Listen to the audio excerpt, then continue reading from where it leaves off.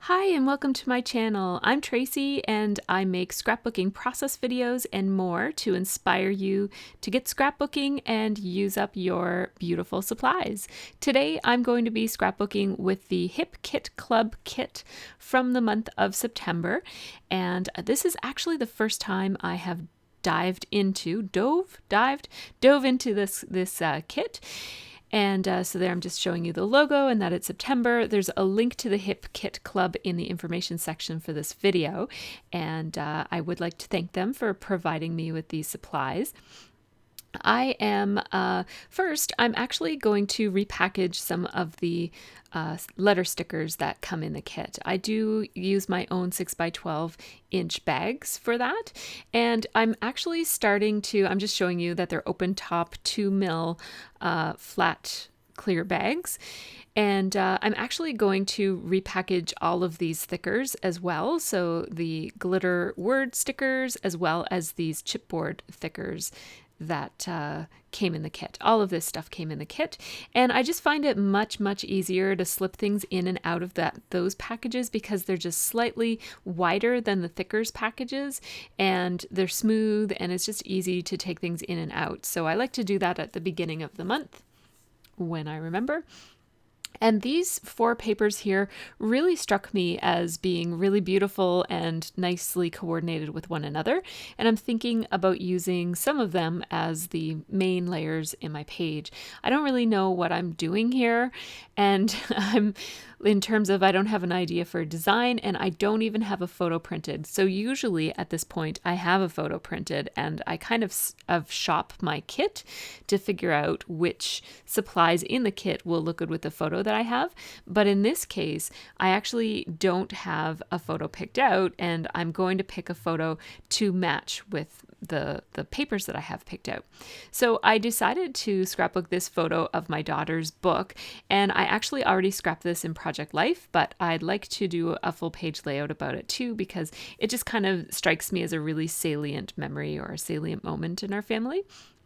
It is about the time when my daughter finally finished her first chapter book. She had read a lot of partial chapter books, but this was the first one that she read all the way through. So this is a piece of pattern paper that came in the kit. And I'm just cutting out a mat, and I'm using my Stampin' Up! Trimmer here. And I've switched to that just because it's much more lightweight than the Caterpillar crop that I had been using. And I like that bold blue and other kind of like dark blue and light blue pattern on that mat. And that paper is from Chamel's Glitter Girl collection. And then all the rest of these papers that I'm having a look at here are from the Turn the Page collection from Paige Evans and Pink Paisley. Now this paper here is one of my very favorite patterns in the kit. It is like a divided chevron pattern, and I love the shades of warm blue, warm gray and blue and navy, and then lighter aqua-y type of greens and blues. Love this paper. And so I thought it seemed a little busy to use a big chunk of it, so I thought I would put a bit in each of the corners of this page.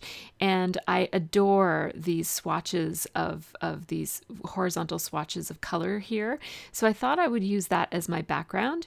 And then I'm going to use this gray pattern because it reads as a solid. I think that will make a nice place upon which I can put some journaling.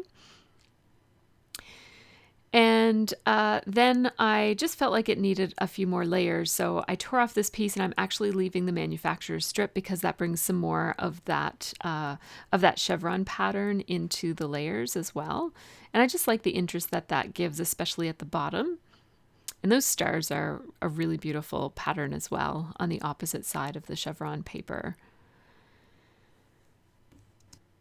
It really felt good to get back to scrapbooking today.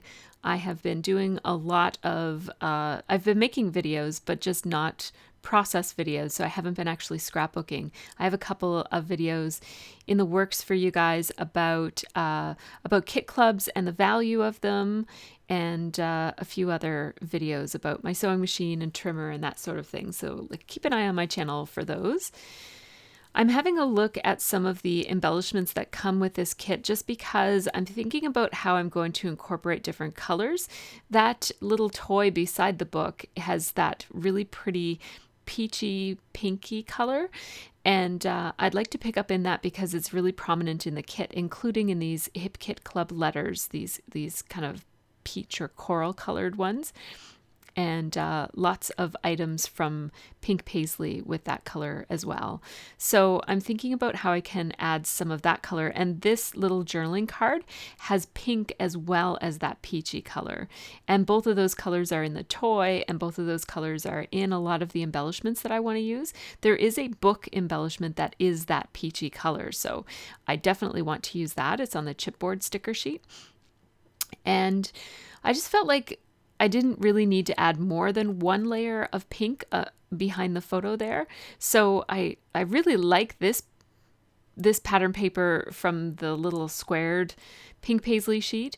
I really like it because it has the pink colors in it, but it also has some of the blues. And so I'm trying really hard to use it, but I'm not going to, I don't think. No, I'm not.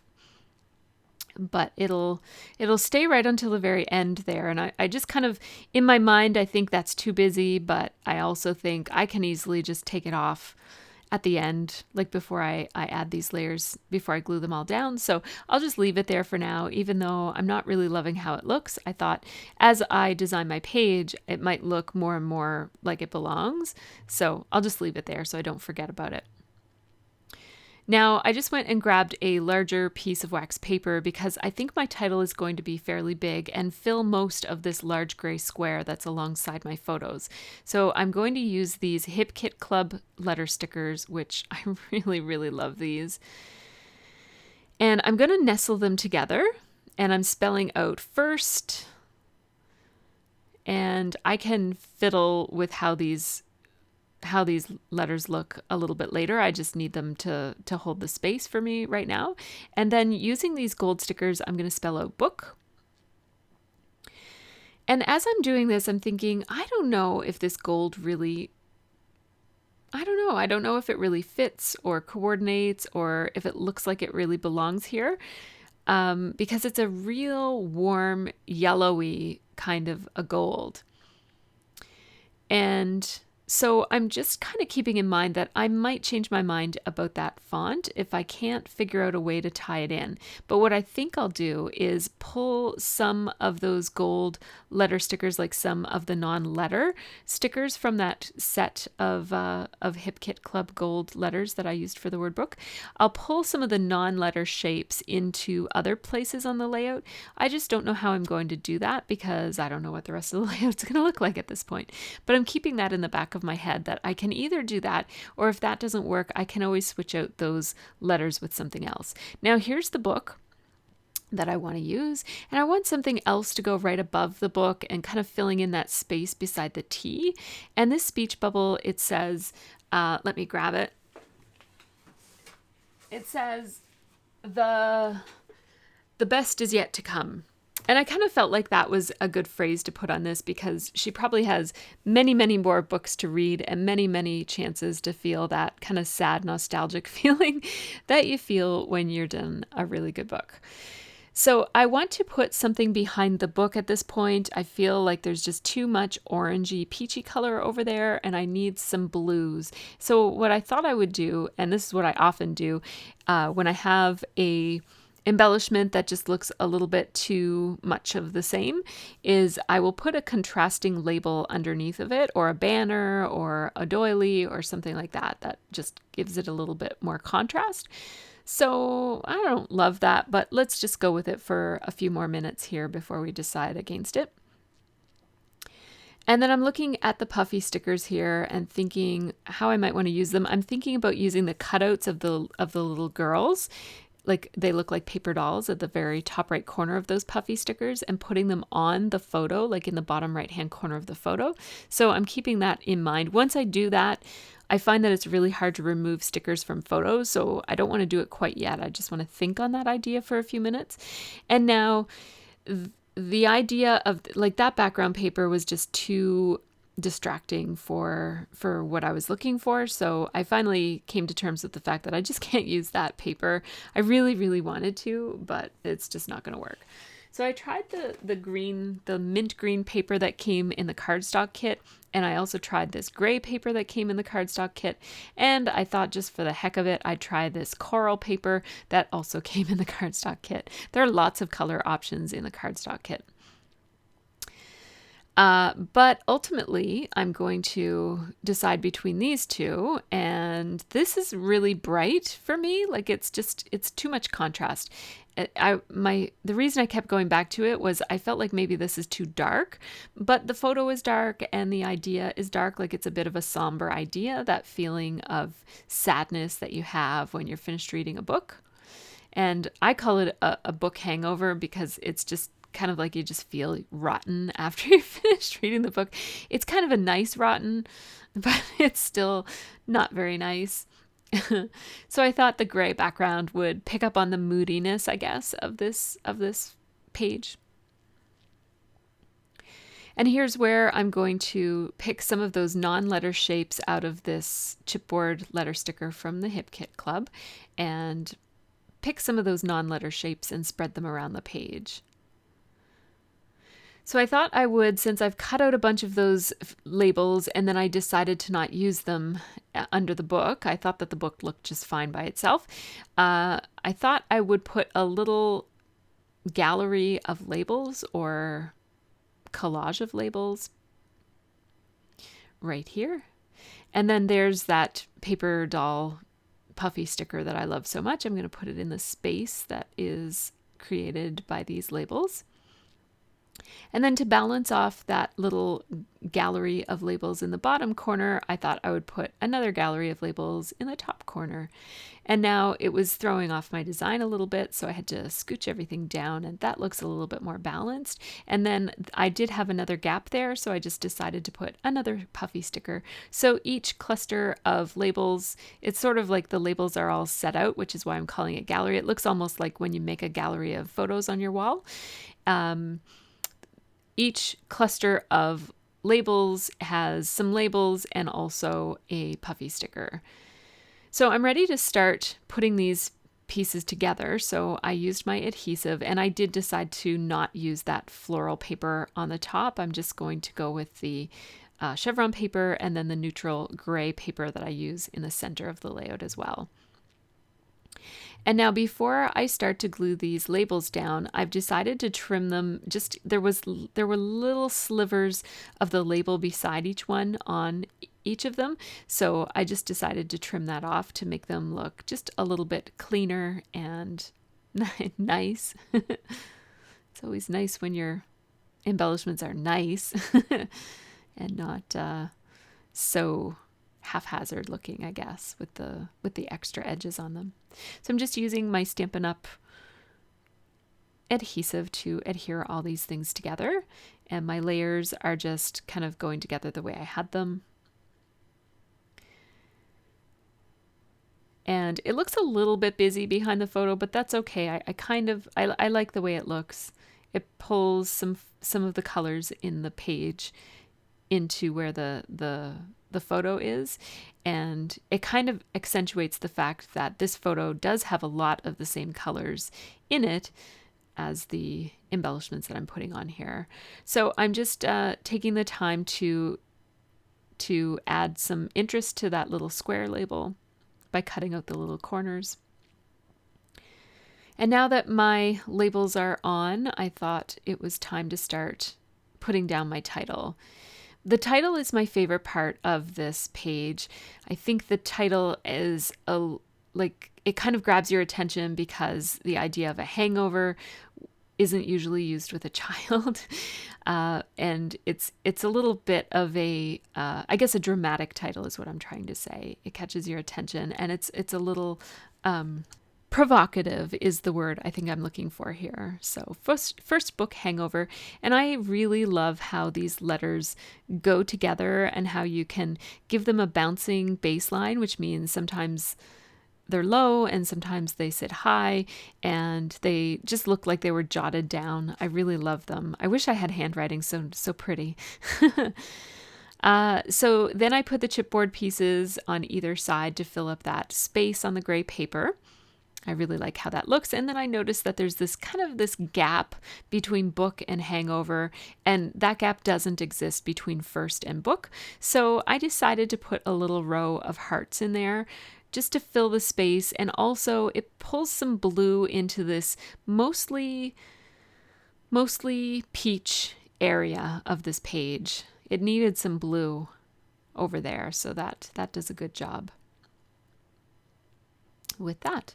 And now I'm picking out some stars from the gold chipboard letters that I used on my title, and that will pull gold throughout this page so that it doesn't just have this so the word book kind of feels like it fits on the page and isn't such a glaring difference from everything else as it was before. I'm putting these little pairs of stars and pairs of hearts together. I like how that looks. And then a couple of individual stars as well, just spread around the labels. Not every label needs a star or an embellishment on it, but I just spread it around.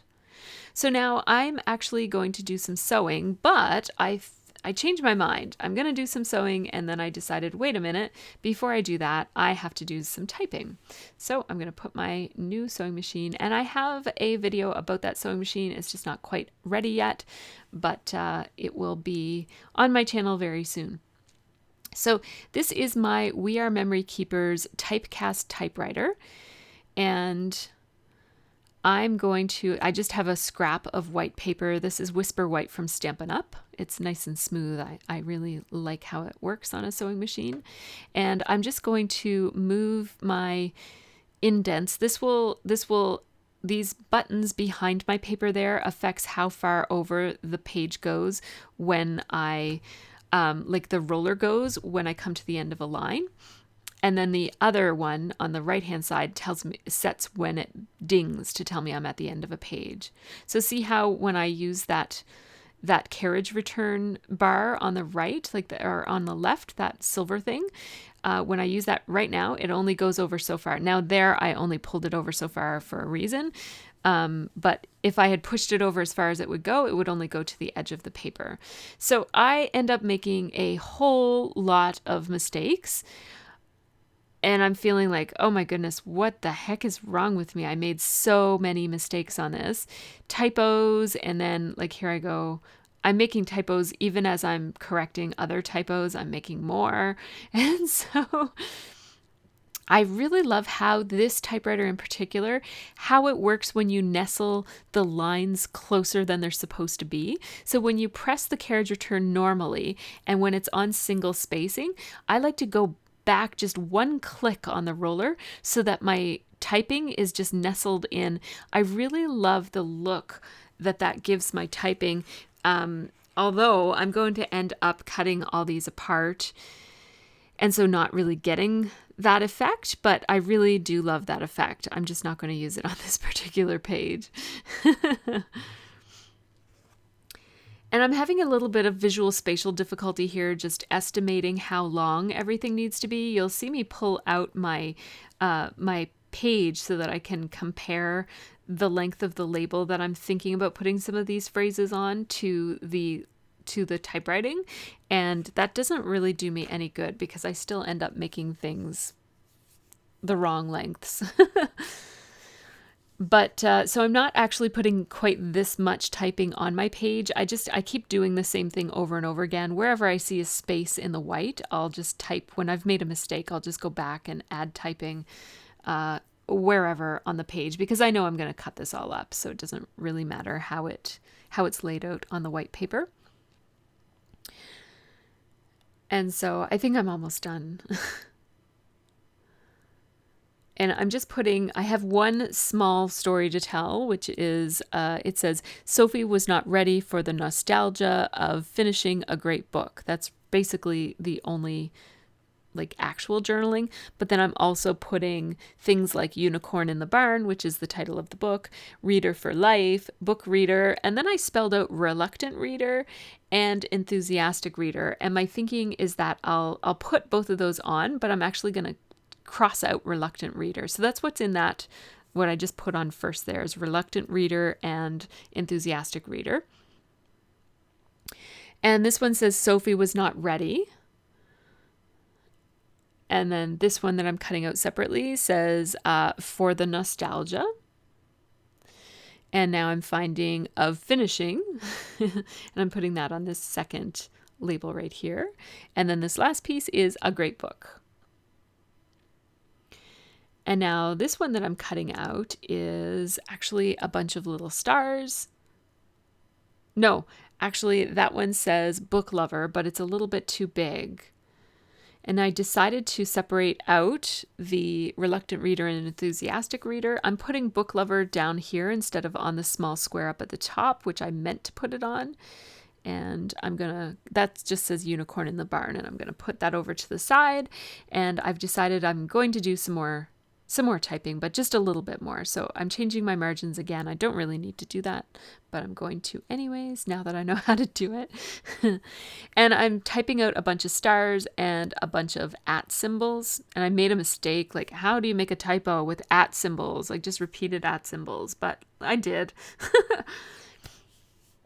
So, and then I also typed out reader for life, because I want a little bit of typing on each of these labels. And now I just zoomed in so that you can see as I just mess around with them. I'm cutting them down so that the white edges around the edges of the journaling strips don't impede on the blue on that label. And then there's the stars, and there's the @ symbols. And now this one says reader for life.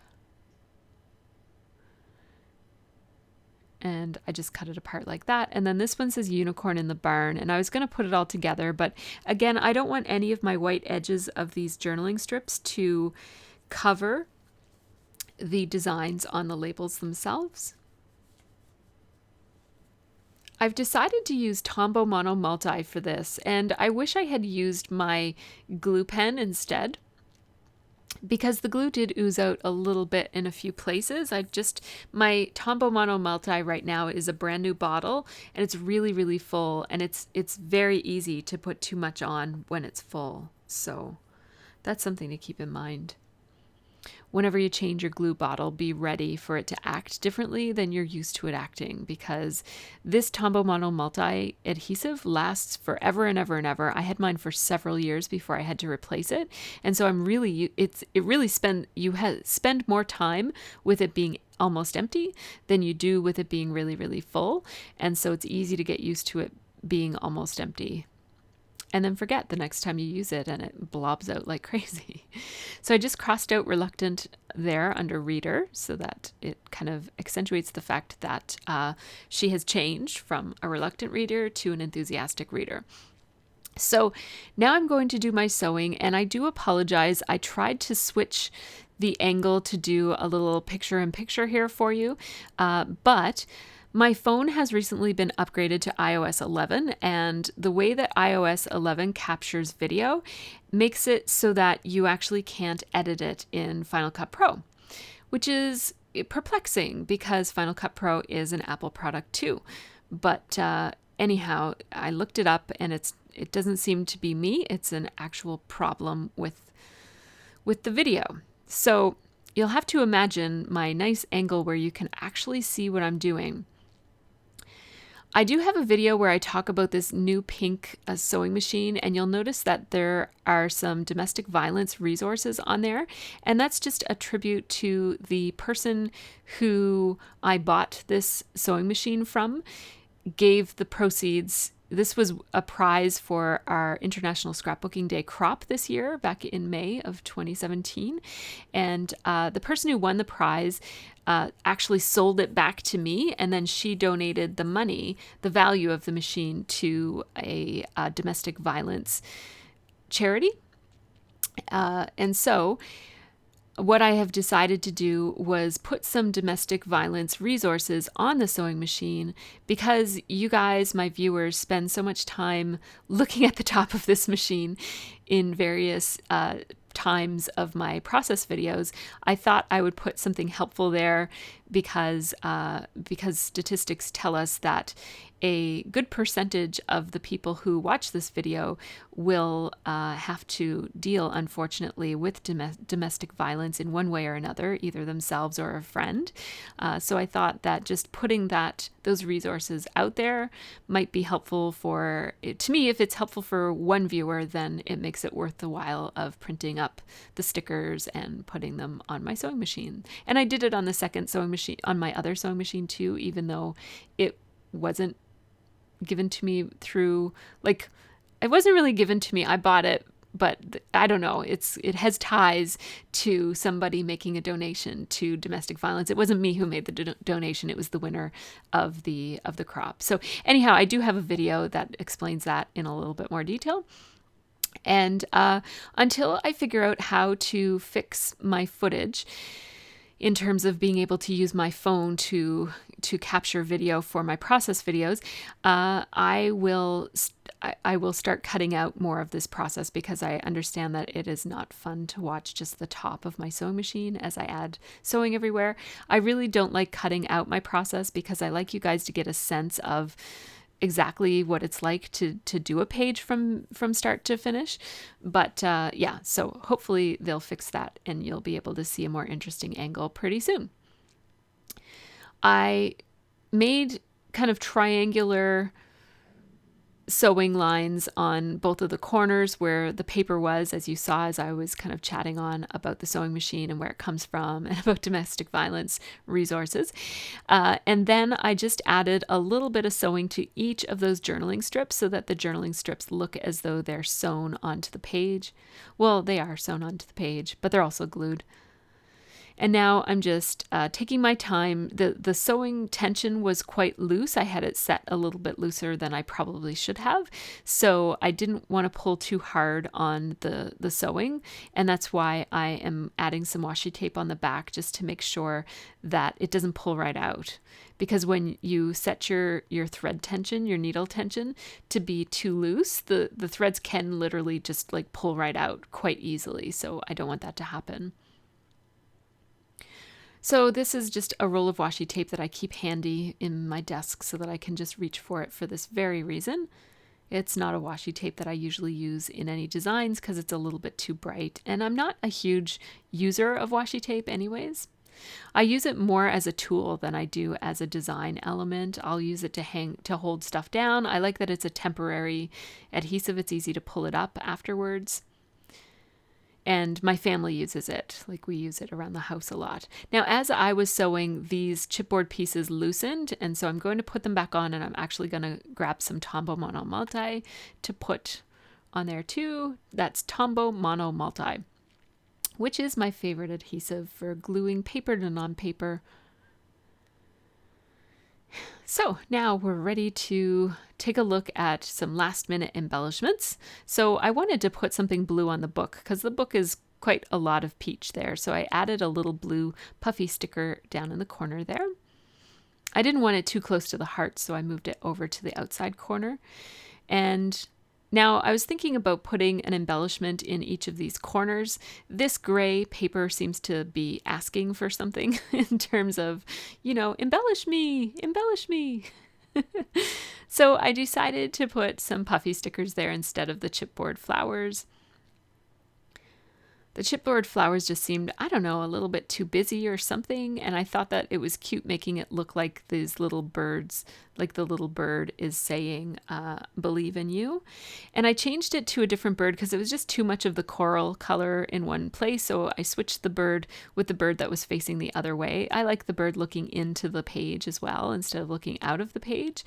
And then because there's a speech bubble at the top, I felt like I needed a critter up there too, because it looked like the speech bubble at the bottom was coming from a critter. And so I put a little butterfly up there for the speech bubble to look like it's coming from. Whew, that was not grammatically correct, but I hope that you followed it anyways. So here's how this page looks up close.